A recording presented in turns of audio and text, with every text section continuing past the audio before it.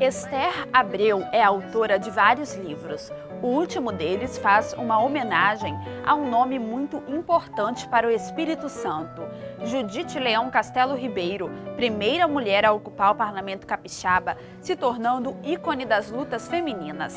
O livro reproduz uma das obras mais importantes da ex-deputada e traz um material inédito sobre Judite. Olá, está no ar mais um programa Um Dedo de Prosa, o nosso espaço aqui na TV Alhes para falar sobre literatura, conhecer as novidades do mercado literário capixaba. E hoje o programa Um Dedo de Prosa vai conversar com uma veterana da literatura, a professora Esther Abreu Vieira de Oliveira. Professora Esther, seja muito bem-vinda ao nosso programa. Obrigada, agradeço o convite, me sinto muito honrada por vocês me convidarem. Professora Esther, eu falei que a senhora é uma veterana porque na nossa bancadinha tem algumas de suas obras, né, alguns dos seus trabalhos. E a gente queria começar o nosso bate-papo pelo seu último trabalho publicado, que é uma homenagem, né, a uma mulher muito importante aqui do Espírito Santo, que é a ex-deputada Judite Leão Castelo Ribeiro.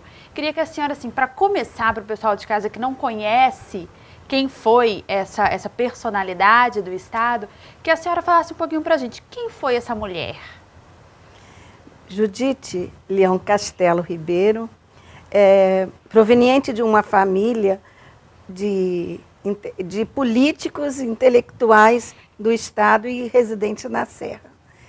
E ela estudou no Carmo, que é no princípio no século passado, vamos dizer, né? No princípio do século, era o colégio onde iam as moças que queriam se progredir nos estudos, na educação, e ela ali estudou, então diplomou-se como aluna do Carmo.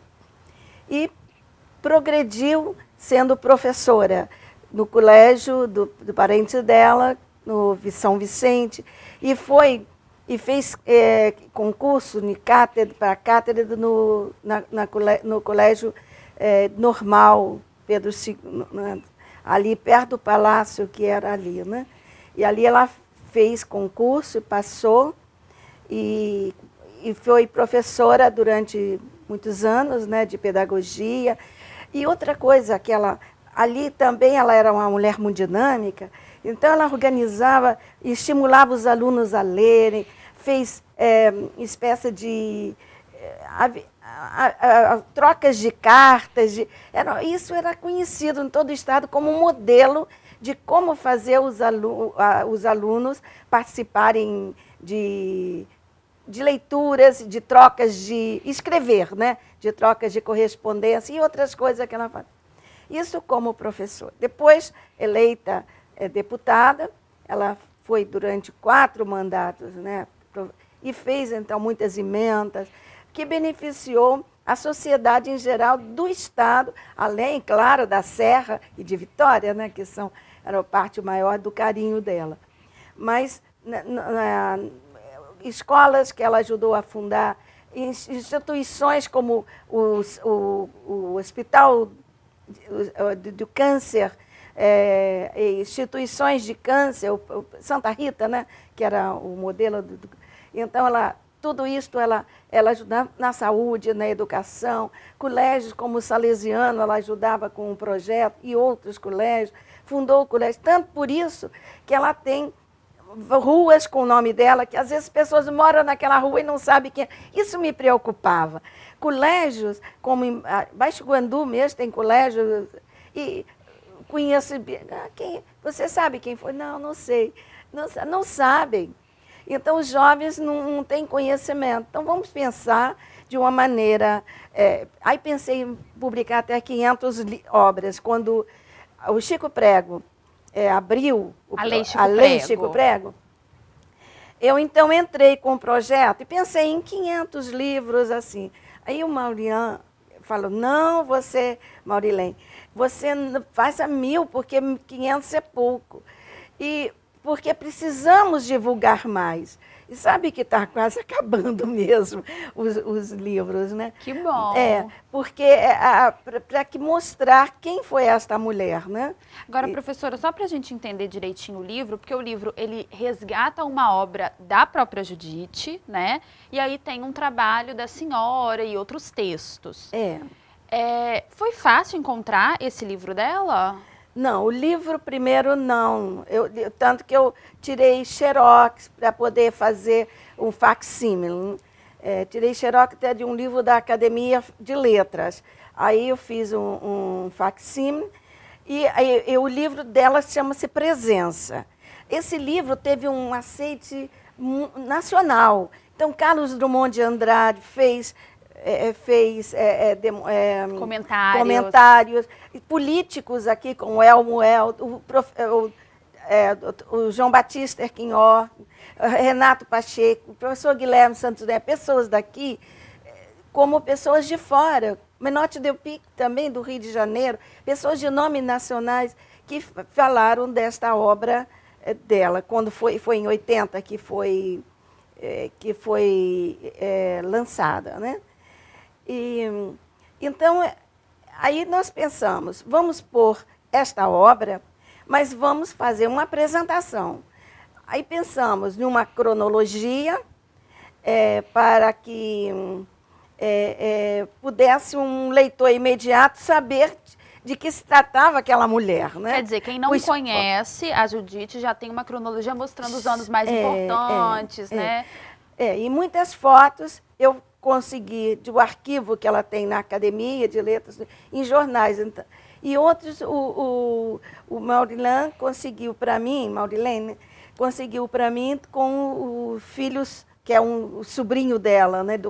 Conseguiu algumas fotos. Então, nós acrescentamos fotos também, como fotos do casamento, fotos dela mais jovem, que nós acrescentamos para enriquecer a pessoa, porque ela é como mulher, cuida de casa, cozinha, mas é política, é mulher de sociedade, é mulher dinâmica. Então, é uma mulher, né? Por isso ela foi várias vezes foi a primeira mulher a ser homenageada quando foi em 74 criado o Dia da Mulher. Ela que foi homenageada em nome de todas as mulheres. Foi a primeira mulher a ser comendadora do Estado. Então, e quase que foi a primeira mulher governadora também, mas ela rejeitou. Então, ela é um ícone mesmo, né? Sim. Para o nosso Estado. E representante de uma classe que às vezes falam muito, né, mal. E ela é um exemplo de mulher de fibra. E aí, além da obra, tem a cronologia, tem a própria obra da Judite, Presença, e tem uma terceira parte com outros textos. Tem também, eu coloquei uma introdução eu retirei de uma obra sobre a Judite que Cátia Borba fez. Então, coloquei uns versos como epígrafe e também com a homenagem à Serra, eu coloquei um poema meu. Quer ver? Quero! O meu foi homenagem à Serra. O da Cátia Borba, seu nome é Judite Leão, também Castelo Ribeiro, mulher de potencial que enxergou as leis primeiro. Ela era além do seu tempo neste país altaneiro. Isso é um fragmento da obra de Cátia Borba. Agora, minha homenagem à Serra, porque se ela é serrana, se foi a Chico Prego quem ajudou na publicação. Foi a firma ArcelorMittal e a Turbotec, firmas da Serra que patrocinaram, ajudaram. Então, eu pensei em um poema meu. Esse poema meu é Transformações, que para mim, o Mestre Álvaro é uma coisa linda. Ele sempre mostra a chuva e o sol com as nuvens flutuando ali, né? Então, ondas escuras a recortar o horizonte, azul, branco, cinza, dourado. Cabeça de Mestre Álvaro a roçar o céu, azul, branco, azul, cinza. Torso do Mestre Álvaro a se impor na paisagem, verde sombria, verde luz clara. jogo da paisagem a envolver meu peito, dividido, harmônico, errante, iluminado. Lindo! Um Isso é bom meu- início aí para o livro, né? São os dois, a epígrafe da Cátia e o meu oferecimento poético, né, a Serra. E os textos que estão no livro também são da senhora? Além do livro da Judite, Sim, tem textos e artigos que são da senhora? Sim, o que eu falo sobre a Judite, eu mostro um pouco de quem ela é, eu justifico o porquê da obra, eu mostro essa repercussão nacional e coloquei textos de pessoas que me parecem importantes para a Judite, né? Primeiro, a Regina Loureiro, que ela é atualmente quem ocupa a cadeira número 1 na Academia Feminina, que é a Judite é a patrona. Por que ela é patrona? Ela é patrona, a gente escolhe patrona como padroeira, madrinha, né? Pessoas importantes. E ela foi a fundadora da Academia Feminina, que não, ela era intelectual, mas não, parente dela pertencia à academia, tanto que a casa Cociúcio Barbosa, eu acho que eu trouxe acho que eu esqueci. Eu trouxe um retrato da nossa sede lá na academia. Da Academia Feminina? Não, Academia de Letras. De Letras. Então é a do tio dela, né? O Cociúcio Barbosa, Leão. Ele doou a sede para a academia. Então, as mulheres não podiam entrar. Então, em 49, foi então criada a academia, ela encabeçou, né? Academia Feminina. Então, a Academia Feminina, ela ficou ali, mas ela não ficou primeira presidente, teve que abandonar devido aos cargos delas políticos, né? Então, quando foi em 1981, depois dela publicar o livro, ela foi eleita, mudaram-se o estatuto, e ela então ficou sendo a primeira mulher a entrar na Academia de Letras. Mas ficou que antes era só para homem, ela foi a primeira a entrar. 6 meses só, infelizmente, ela ficou, porque em março do ano seguinte ela morreu. Eu sou a 4ª mulher a entrar na academia. Então, tem a segunda, que é a Neida Lúcia Moraes. E para encerrar o nosso primeiro bloco, professora Esther, na visão da senhora, que estudou a obra da Judite, conheceu, né, o trabalho de Judite, qual é o principal exemplo que ela deixa para a gente? Exemplo de persistência, de domínio, né? De ideias, né? De ligeirezas de ideia, porque ela era uma oradora excelente. Falava na rádio, minha mãe era fã dela e eu sempre ficava presa à rádio na hora que ela ia falar, porque ela era veemente na palavra. É um bom exemplo para a gente. E por isso ela se impôs ali na Assembleia, né? Por isso que ela conseguiu ser, né? Se transformar nesse nome que ela se transformou para a gente. Nesse ícone para o Espírito Santo. Por isso que tem a sala, foi logo, ainda em vida, a sala da Assembleia tem uma sala com o nome Judite. Temos um plenário aqui. Judite Leão Castelar. Então, daí passaram escola. A casa onde ela nasceu, né, se transformou, hoje é o Palácio da Câmara dos Vereadores da Serra. Então, toda Quer dizer, essa o nome dela está por todo o estado. Mas isso me preocupava, porque as próprias pessoas serranas vê ali Judite, mas não sabem, sabe, Judite, mas não sabe a totalidade dela como ícone no Espírito Santo. O que o trabalho dela significou, né, professora? Professora, a gente tem muita conversa ainda, tá bom? Bom, o programa O Dedo de Prosa vai fazer um breve intervalo, mas já volta, não saia daí.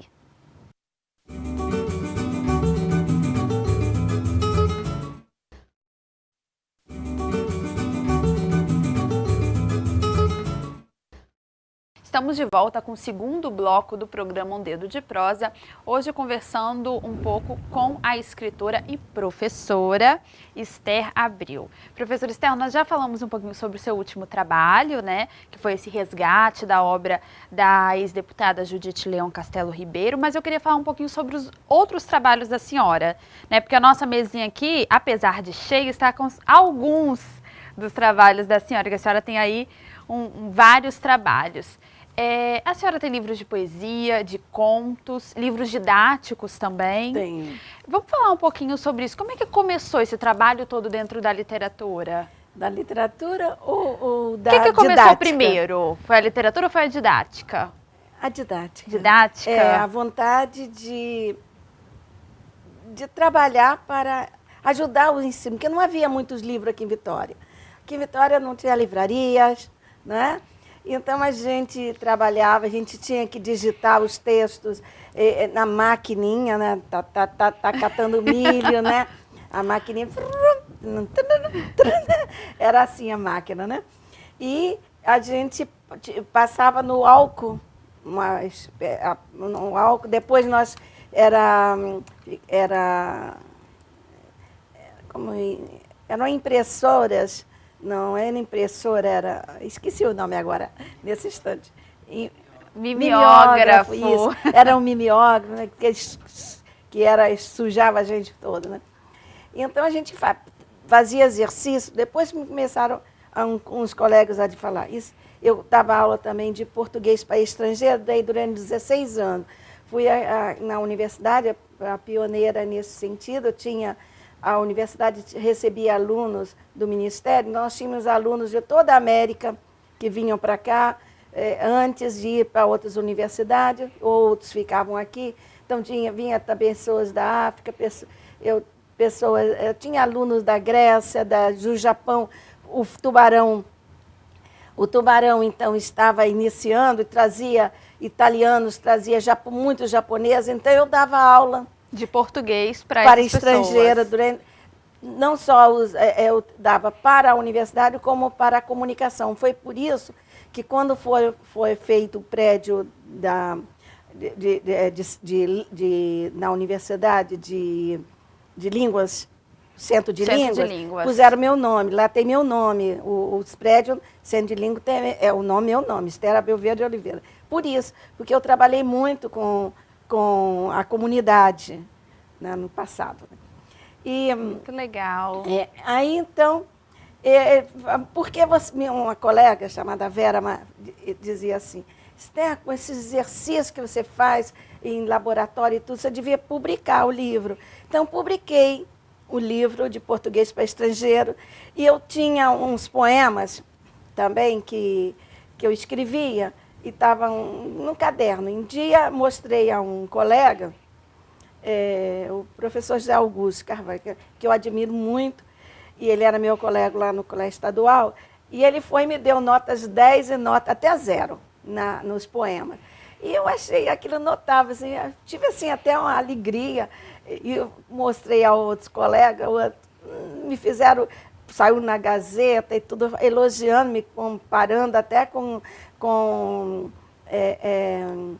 Gabriela Mistral. Então, minha filha apanhou e colocou com pseudônimo num concurso na universidade. As poesias. As poesias. Eu fui assim, classificada, mas não ganhei o primeiro lugar. Quem ganhou foi Roberto Almada. E Roberto Almada, quando ele morreu, quem substituiu na academia fui eu. E minha patrona na academia feminina é a esposa dele. Então parece que o destino. Que eu fui encaminhada pelos Almadas, né? Bem, então, nesta comissão, o Elmo Elto, que era acadêmico, procurou o meu colega dizendo que queria me conhecer, porque queria que... eu procurei por ele, ele falou assim, leva daí para eu fazer uma apresentação, que ele gostou muito do meu livro, mas eu não levei, eu não tive coragem de ir à casa dele, de procurá-lo, não tive coragem. E ele, então, Depois ele morreu, né? E eu também estou na cadeira que ele pertence, que ele morreu, Roberto Amado ficou, e aí ficou eu. Aí então, ficou o livro. Então levei, pus para o DEC, do governo do estado. Aí ele foi classificado para publicação, mas o governo disse que não teve dinheiro. E meu colega, o Busato, Luiz Busato, ficava dizendo assim, que eu ficava esperando o esmola para publicar, que eu tinha que publicar. Então eu publiquei o livro. Por conta própria. Por conta própria, Momentos, né? Mas como eu publiquei Momentos, eu tinha outros em espanhol, então eu publico 2. Aí publiquei Momentos em 1981 e Ibéria Dividida. Ibéria Dividida, a minha maioria em espanhol, e Momentos, né, em momento. Então eu fiquei nesta época com essas 3 obras, a didática e 2 poéticas. E depois lançou vários livros depois disso. Foi indo, Esse né? foi só o primeiro passo. Esse ano, então, tem esse daqui da Judite, mas tem outros deste ano também. Deste ano? Este ano, segunda edição do Mito de Dom Juan. Este ano também participei nessa organização daqui, da UFES. Esse é o quê? De teatro. Esse é Sorriso estudo sobre teatro. Sobre teatro. Este ano também teve os estudo comparativo de sintaxe verbal. São livros mais didáticos. E esse daqui, Aspecto Possessivo em Português e Espanhol, que foi um livro da minha tese de mestrado. Eu só publiquei agora. O orientador meu foi o professor José Augusto Carvalho. Então a senhora tem livros didáticos, também tem livros literários. E em espanhol, livros didáticos de português, livros didáticos de espanhol, bastante de espanhol comparativo. E tem esse daqui, também, esse daqui não é deste ano, é um estudo esse serve para pesquisas, para pessoas que se envolvem com teatro também. É um estudo sobre uma obra de Alfonso Baleiro. Esse se encontra até no site do escritor, e traduzido também. Esse daí tem, a obra dele está traduzida por mim, que eu faço também traduções. Eu ia justamente perguntar isso, que a senhora também tem esse trabalho de tradução. Eu acho que eu não trouxe, saiu do ano passado. Esse daqui também foi deste ano. Nós participamos desse congresso e participamos da seleção daqui também, sobre teatro barroco. E a senhora, fora o currículo da senhora, né? Assim, acadêmico, que a senhora é formada em letras. Sim, mas porque eu tenho muitos anos de magistério. De magistério, eu entrei em 55, tem 62 anos, né? Por aí, né? E só na universidade tem 49 anos que eu estou lá. A gente vai trabalhando, vai participando em congresso, vai participando em reuniões, e a gente vai se envolvendo. E né? os estudos... A vida que impulsiona a gente não, nem procura. Vocês não me chamaram? Eu vim. Aí me chama, eu vou. E os estudos da senhora, assim, já acadêmicos mesmo, sempre foi por qual área? Eu sou formada em letras neolatinas, né, pela Universidade Federal, né? E tive, então, várias especialidades e cursos de atualizações na área de espanhol, principalmente. Menos em português, mais em espanhol, por causa da minha atuação maior, foi em língua e literatura espanhola. E fiz o doutorado em letras neolatinas com língua e literatura espanhola e hispânicas, né? Que foi então a tese O Mito de Dom Juan, que está em segunda edição. Mostrou aqui, segundo os examinadores, disseram que é uma obra que qualquer pessoa que vai estudar sobre o mito, ela é imprescindível. Foi dito assim. Bem, ela foi assim, está no México, em CDs no México, em vários lugares ela está foi indicada e tal, né? Mas depois eu fiz também o curso de atualização em Lisboa, de português, fiz curso de atualização também na Espanha, me formei, então, professor de filologia espanhola, e fiz o pós-doutorado na Espanha, o doutorado no Rio, e um pós-doutorado em teatro contemporâneo em Madrid. Né? Então, a gente vai estudando. E quando você está dando aula, você está estudando toda hora. Sempre aprendendo alguma coisa. Vem um aluno com um trabalho, uma teoria que você orienta. Você tem orientandos. Eu oriento doutorados e mestrados. Participo de mesas de debate. Não só aqui no Espírito Santo, como também fora. Estou com um convite, por exemplo, para falar sobre o Dom Quixote no Amazonas. Estou para falar do Garcia Marques em Natal, para outubro. Então, o envolvimento é sempre constante. Sim. Então, recebi antes de ontem, para falar entre 5 e 8 de abril, em Córdoba, na Espanha, eu vou falar sobre obras de escritores daqui, mas sobre os judeus no Espírito Santo. Então, a gente é chamada e convive com as pessoas, né? Se encontra com o outro.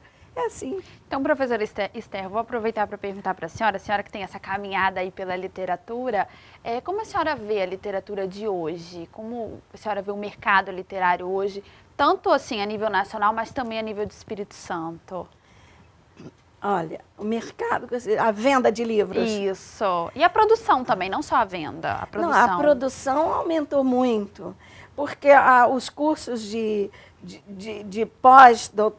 então estimulou muitas pessoas a escrever. E também os apoios da língua, como a Chico Prego, a Rubem Braga, em Vila Velha tem.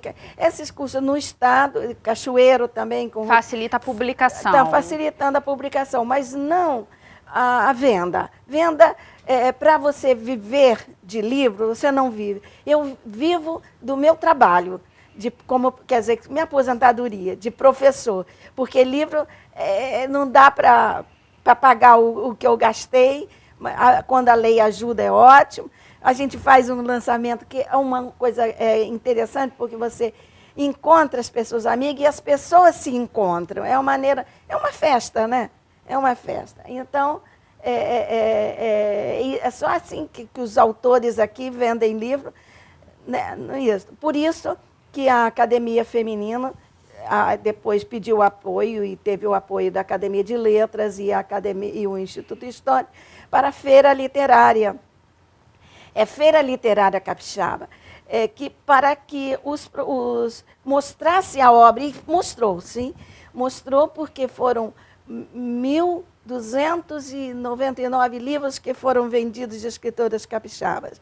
Então, o mostruário foi muito bom, para que visse que o Espírito Santo produz e que para que também possa vender suas obras. Né?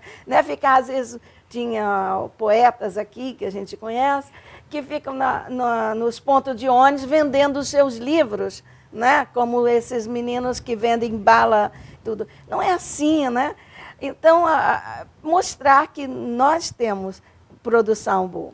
Essa na parte do Espírito Santo. Na parte de fora, nós sabemos que tem essas feiras literárias, e feiras nacionais e internacionais, né? Que há vendas em São Paulo bem de livro nessas feiras. E nos livros, também achei que continua sempre assim, em lançamentos. Quero agradecer muito a presença da senhora aqui no programa Dedo de Prosa. Bom, o nosso programa chegou ao fim, mas você pode nos enviar sugestões. Nosso e-mail é tvales.es@gmail.com. Eu agradeço a sua companhia, continue com a nossa programação aqui na TV Ales, o seu canal Cidadão, e hoje nós vamos terminar um programa de um jeito um pouquinho diferente. Vou pedir para a professora Esther ler um trechinho do livro para a gente encerrar. Pode ser, professora? Sim, porque a Judite, ela foi, além de política, ela foi também intelectual, sensível. Essa obra dela, ela fala dos folclore, dos tipos típicos da Serra, mas também ela mostra uma mulher filosófica. Quando ela escreve O Mapa do Espírito Santo, ela escreve: a vida é amendoeira, árvore de folha caduca. As folhas caem, morrem, aduba o chão, reluzente, verde musgo, macia, a folhagem aparece com novas forças para enfrentar ventos e vendavais. As gentes se sucedem, dando lugar aos novos, é a vida.